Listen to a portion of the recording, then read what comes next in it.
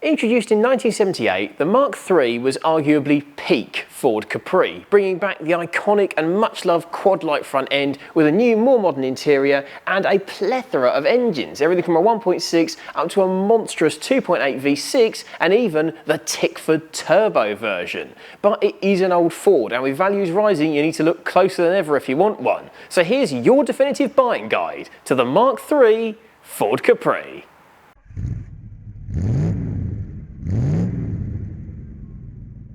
But first, our friends at Lancaster Insurance are running monthly giveaways. You can win all sorts, from experience days to tools, restaurant vouchers and tech. So click the link below at the end of the video to enter their latest competition. It's a Ford, so it should come as no surprise that the Mark III Capri can rot. But the good news is these cars enjoy fantastic aftermarket panel support, so pretty much any bit of rot you do have can be sorted. But it all still pays to look carefully and buy wisely. We'll start right at the front here, low down. This is a sporty car. The front valance is going to get ruined by stone chips over its life. That's probably going to rot, so check that. You also want to check the front wings. These are low, these are pointed. They can cop a lot of stone chips and it can rot all the way back there. Can also go behind the bumper because these don't have any sort of wheel arch liners or anything like that. It was later an option on the 2.8, but other than that, you're probably going to get rot behind the bumper into the front wings if you've got any at all. Moving along here, particularly if you've got flared arches, again, sporty car, have a feel up in here, check for stones and mud and all kinds of rubbish in there that's going to rot your front wings out. And move down here, have a look at the state of the backs of the front wings where the arches curve back down. You're probably going to have rot there. These plastic body mouldings might even be hiding some as well. If your car's got mud flaps on it, as much as they do prevent mud going up the side of the car, there's a good chance that's going to be causing rot as well. Of course, you've got the usual Ford areas, things like the sills. Have a look all the way along here. This isn't a separate chassis car, it is a monocoque, so it's more important than ever that the sills are in good condition. Feel all the way along here. Knock on it, make sure it's solid, get under it, make sure both sides of the sill are good. Look at the floor pans, look at the bulkhead, look at all the main structural stress-bearing areas of the car, and you need to look further back. There's so many areas on these cars where they can rot out as well. The rear wings are double skinned and they are extensively difficult to repair if they're rotten out, so have a good look all the way around those. If you can even jack the car up at the back and make sure it doesn't flex so there's no loss of strength, that would be ideal as well. And you want to be checking around the rear end, particularly on a 2.8 car, because the rear valance can rot out on any Capri, but on the 2.8 V6s, the fuel tank is held up around the rear valance as well, and if that's rotten, that can fall out, which isn't desirable.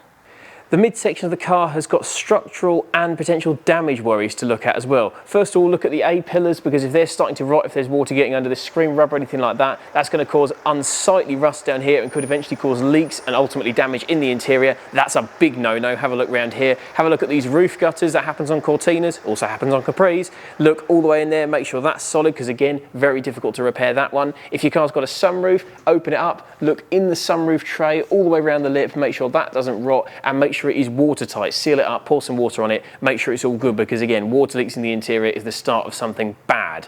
Then moving to the doors themselves, these cars, they do encourage a bit of frisky, sporty driving, and as a result, they may have been crashed in their life. Next thing you want to do, open the door, have a look at the sills, make sure it's straight as an arrow as well as rot free, it hasn't been wrapped around a tree or anything like that, and make sure it is straight, not buckled, no creases down the B-pillars. Make sure when the door shuts, you're not having to force it to do so, and when you do, have a look down here, check the flanks of the car, front and back, make sure the lines are as straight as an arrow, and that shut line should be consistent. We're talking about 70s Ford panel gaps here, so they're not going to be Lexus level, but also they should be consistent, and they shouldn't be a nautical mile from the front of the car to the back. From the Mark II, the Capri was a hatchback, and it's important that it's in good condition, so pop it open like this.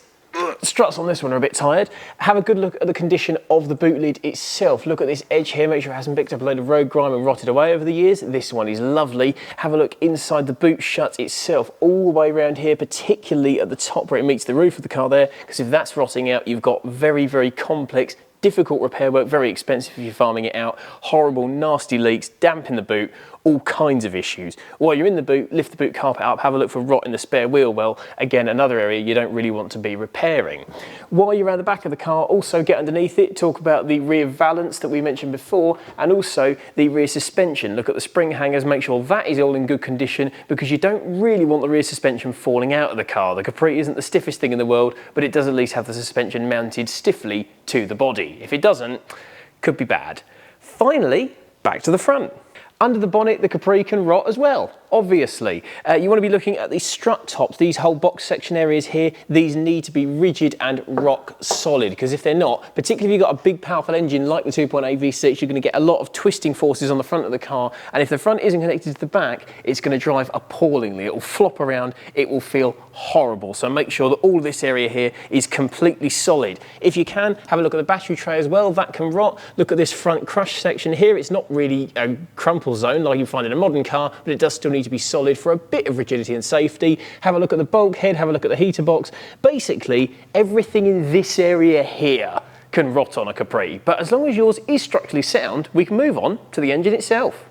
The Mk3 Capri came with everything from a 1.3 4-pot up to a beastly 2.8 V6, and because they're predominantly workaday engines, they're simple, reliable and durable if you look after them. A Pinto rattling from the top end is usually down to a clogged oil feed pipe to the camshaft, which will have to be replaced along with the camshaft itself. If it gets too bad, it will cause wear over time. Meanwhile, the V6s can, over time, if they're really pushed hard, overheat and suffer from head gasket failure, but specialists do exist to skim the heads for you and put them back to rude health. But do look for all the usual signs of head gasket failure, mayo in the oil and the cooling system. Cars fitted with the 2.8 Cologne V6, like this one here, will have fibre timing gear from the factory, and whilst that is very quiet, it's also of course prone to wearing out, and if it breaks, you're in for a world of problems. You can fit an infinitely more durable timing chain onto the Cologne engine, but do be wary, it is going to be noisier, so it's up to you whether you just want to replace the fibre one or put the metal one in, but put up with a bit more noise.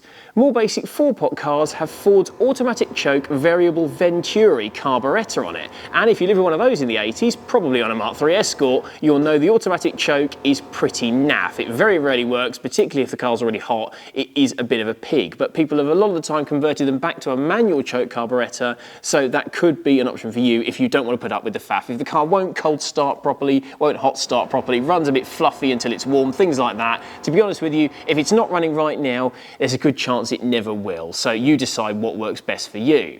The Capri came with a 4-speed manual or a 5-speed option from 1985, and it should be a lovely, slick, tight gear change, much like we see in the Cortina. It actually feels beautiful when it's in really good condition, so make sure when you're driving along that the car goes up and down the box smoothly, doesn't jump out of gear, it doesn't vibrate in your hand, and all the synchros are working perfectly. Don't forget to check reverse, some people do. Make sure the clutch is in good nick and there's no noise or vibration from the clutch plate or the flywheel, and also just gently pull away and make sure there's no resistance from that clutch. If meanwhile you're looking at a car with the automatic gearbox, have a look under the bonnet, check the dipstick. There should be a good smear of ATF on the stick there, and when you're driving along, again, make sure it works properly, make sure it doesn't flare, make sure it will kick down really willingly, and the car isn't surging or hunting as you're accelerating on a smooth throttle. Generally though, if it's all in good nick, you're ready to go.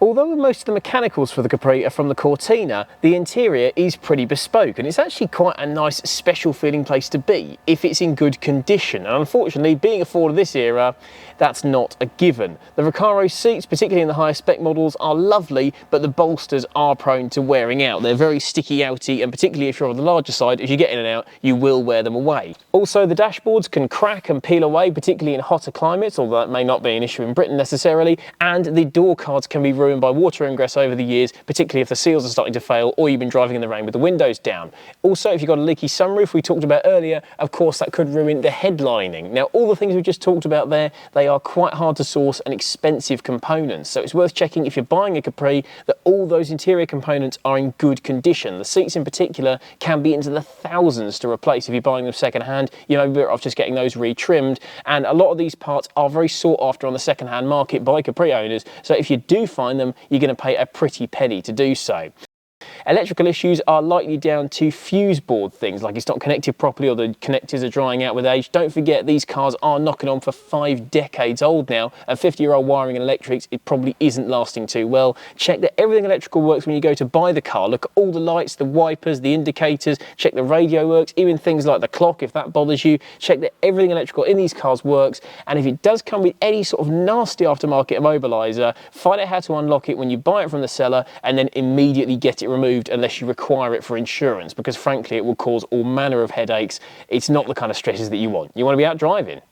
Suspension and brakes wise, the Capri is as simple as it gets. We'll start at the front, McPherson strut suspension, and nothing out of the ordinary. Just check the struts themselves are in good nick, they're not misting oil because that is an MOT failure potentially. Check the strut top mounts are in good nick, they're not knocking and clonking when you go over bumps. Have a good look underneath, make sure the bushes are in good condition as well. Also check for corroded and potentially broken springs. And when it comes to the brakes, you've got disc brakes at the front and on the back on the more powerful Capris, and on really base models you've still got drums on the back. It's all really simple stuff. Are the calipers sticking? Are the pads plentiful? Are the discs straight and not warped or rusty? If the answer to all these questions is it looks good, then you're good to go. Simple, cheap, easy to work on yourself. The drums are even easier on the base spec cars, and if you want to upgrade to rear discs, of course, just put parts from the higher spec models on there. The Capri, being utterly simple and Cortina derived, has many benefits, and the simplicity of the suspension and brakes is one of them. Couldn't be easier.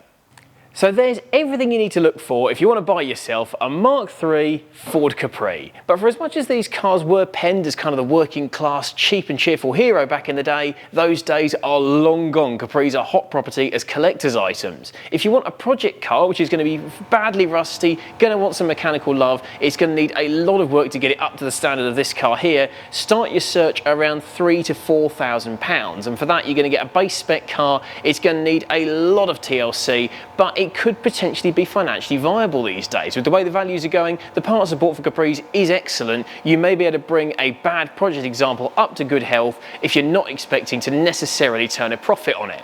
If you want the kind of car that you can get in, drive away and use today, but you're not bothered about the meaty V6s, 4-cylinder, 1.6 or 2 litre Capris can be bought from around £7,000 or £8,000. You can get a 2 litre, the Laser for example, 1.6s. There are plenty of those cars around, and there are lots of good condition standard examples that you can then preserve and enjoy now as an appreciating classic. If only the V6s will do though, the 2.8i or even the 280 Brooklands, you want to up your budget significantly. In fact, we haven't seen a 2.8 V6 Mark III for sale for much less than 30 grand of late, and if they're really mint examples like this one here, they can quickly push towards £40,000. But if even that isn't quite enough for you, there's also the Tickford turbocharged monster body kitty Capri that Jeff reviewed a couple of years ago. Now those are highly prized, highly sought after collector's items in their own right now. Only a few hundred were made, and you've got a budget upwards of £50,000 for those these days. But when you consider how 80s and how cool they are, it looks a bargain next to something like a Lamborghini Countach, as in fact does the Capri. Yes, they're not cheap anymore, but when you think how much style, how much enjoyment, and the fantastic club and show and parts scene you're buying into with one of these, it really does seem like the working class Mustang that it was always penned to be. The Capri very much still is the car that you should promise yourself. This video is proudly sponsored by Lancaster Insurance. Give them a call on 01480 400 889 for an insurance quote on your classic car. And don't forget to click the link below to enter their latest competition.